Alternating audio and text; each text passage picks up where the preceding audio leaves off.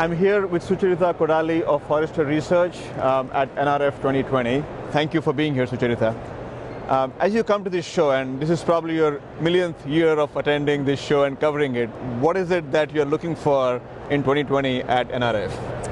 The main areas of interest are really what are retailers continuing to invest in. One of the big themes is AI and machine learning. It is about innovation in retail, and it's always interesting to see what the solutions providers are providing and what retailers are also investing in too. Now, when we talk about retailers investing in things, and we seem to be always looking at technologies. We seem to be looking at what's the next NFC, RFID, Bluetooth, beacon, this, that.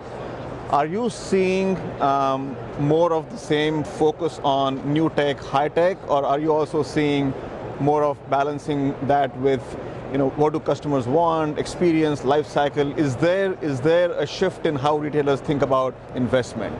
Well, I define it as sort of keep the lights on investments versus sort of the bright, shiny object investments. And I think for a period of time, there was a huge appetite for those bright, shiny objects, but where I think that the industry has normalized and settled on is spending the majority of what they're spending on the keep the lights on work, which is often about omni-channel or optimizing your mobile site or making sure that your order management system is in place, and those continue to be very significant investments. Right. Now, when you say keep the lights on, I guess there's the keeps the lights on and keep the stores open.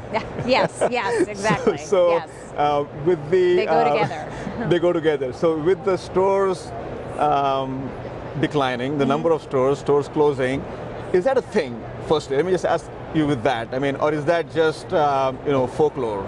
Are stores really closing at an alarming rate in your mind as you do the research?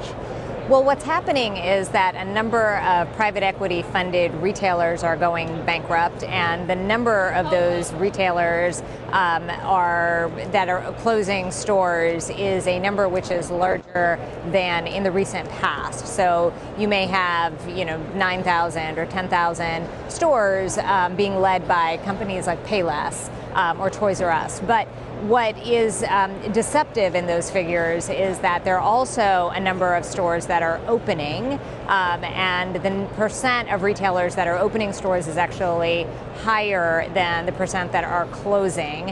And net, the total number of stores is increasing. It is increasing in areas that are services focused, so you'll have restaurants and other businesses that may be focused on sectors like healthcare. And that's what's driving some of the physical retail growth. But I think that this so-called apocalypse is coming just from the perception that 9,000 figure number is larger than in the years past. Right. Is there a particular kind of store that is closing and a particular kind that's opening in terms of big versus small brands, in terms of boutique brands versus mass market brands, in terms of luxury versus, is there kind of a certain category of stores that are going away or coming in? I would have said that the commonality was really private equity, because you had PE funding or PE propping up some of these companies that needed their cash to grow, but then it was being used to pay down PE debt, and that inhibited some of those brands that were particularly vulnerable. But when you look at a company like Forever 21, which was not PE funded, that was a story of overexpansion and mismanagement. And so I don't know that there's necessarily a consistent story. You'll have a Payless, which is a small format store. You have Toys R Us, which is a large format store. And a number of these tend to be mall merchants. That's another area of commonality. But then, you have department stores and other retailers in that mix as well. Right.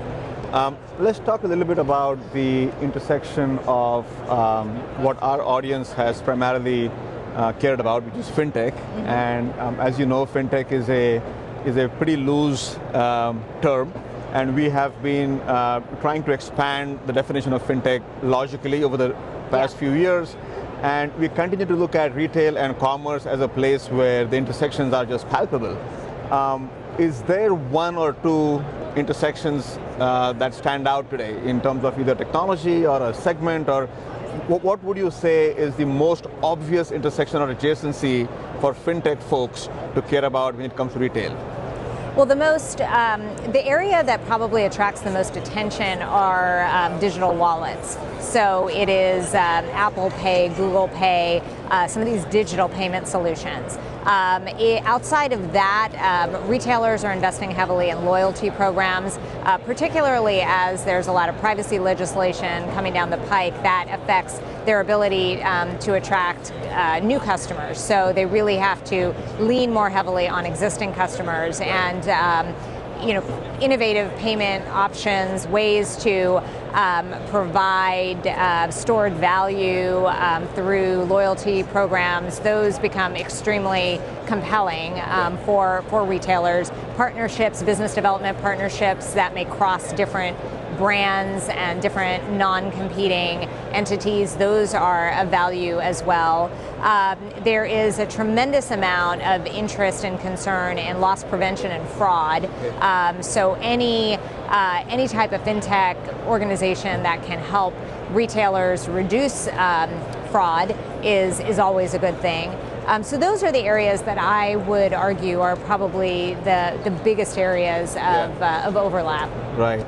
Now, speaking of wallets, we saw this whole 5 or 10 years of the wallet wars, right? We had the Apple Pays, the bank pays, the retailer pays, we had the failed pays which never took off. Is there a personality of a successful wallet in your mind as you look at the next few years? Do you see that a certain type of wallet experience is now possible because, I don't know, NFC stack has been opened up by Apple, or any such thing that has changed in the recent past that gives you more confidence in the comeback of wallets? Well, interestingly, one of the most successful wallets we had seen was Walmart Pay, which is a pretty closed loop structure. Kohl's has a lot of its rebates in its own wallet in its app.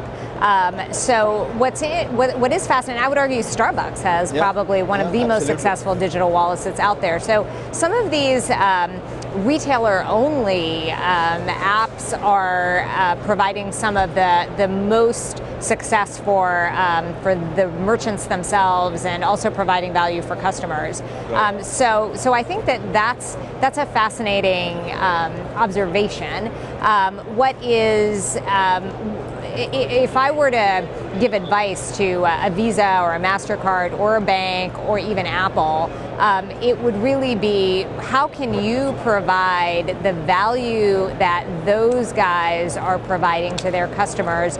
Is there a way to do that across multiple merchants in a frictionless way? And I think at this moment in time, it's frictionlessness, not just for the consumers, but for the merchant as well. And I think that's been often the challenge, is to get critical mass of merchants on board, and that's always been the issue. It's either the challenge with getting enough merchants on board or getting enough customers. And if there is somebody who can crack that nut, companies like PayPal may be actually best suited to do that, because they have adoption on both of those fronts digitally. That's potentially an avenue to look at. And I think, if you haven't done so already, this is the place to pause and just rewind and listen to what Sucharita said carefully, because you heard it straight from leading expert in retail, that what works is what we have seen with the retailers offering wallets with substantial value add, practical experiences for loyalty and things that they can do that associate with the brand where they shop, as opposed to a bank pay or a telco pay or another pay. What I heard from you is that you want to create experiences that they would be experiencing anyways, and so the mobile wallet is a way to bring those into those, right? And that has been my personal frustration with even Apple Pay, right? As great a technology that it is, we don't see much more than the ability to pay yet. Now, the good news is that you can pay, but what else? Right. And I think that's where your examples of what Starbucks and Kohl's and Walmart have done is really put the logical consumer experiences when it comes to shopping in one place. Right. So no, that's actually good to hear from you, and it's good to see that. Let's talk about some of the other technologies and all the buzz that has been going around, things like AR, VR, Bluetooth, beacons, RFID, NFC, you name it. Right. Is there one of those that is truly impactful now as you look at the next couple of years, or are we still in the phase of let's figure it out and see what sticks? Well, there are different solutions that are working for different types of retailers. RFID continues to slowly plod along and get adoption, primarily with soft goods and fashion, because that's where it's best suited. We're seeing illustrations of lots of camera vision. Even here at the NRF show, there are a number of different approaches to better capturing inventory on a shelf in categories like grocery or other hard goods. And we see everything from just store associates taking video of shelves and camera vision on the back side, identifying what's in stock or out of stock, to drones and robots as well, measuring that same level of in-stock levels or compliance with whether or not a planogram is set the way it's supposed to be set. So those are probably the store level investments of some type of hardware that we're seeing that have an important role in providing value to retailers.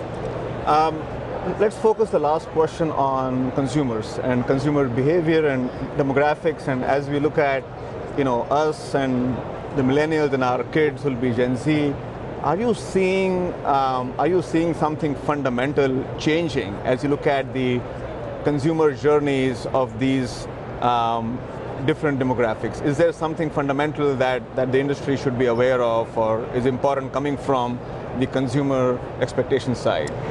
There are some things that are different, but there are some things that are also important to keep in mind that are just truths about the human and kind of what humans are looking for. For young consumers, I think that some of the biggest concerns are related to the level of debt that they have. And what that means is that there's a tremendous amount of sensitivity they have to price, to convenience, to things like installment payments that are much more well suited to somebody who is in a financially distressed situation. These younger consumers also do tend to interact very heavily on mobile devices. They're often about speed and convenience. They are more willing at this moment in time to make a trade-off between price and convenience. Whereas some of the things that I think are universally important are just value for money. And that is something that we are agnostic to regardless of what age or demographic that you may be in. Right. No, that's great. And on that note, thank you so much for being here. Thank you for answering the questions. And this is our Thought Leadership Series from NRF 2020 with Sucharita Kodali of Forrester Research. Thank you again. Thanks, Aditya. Bye.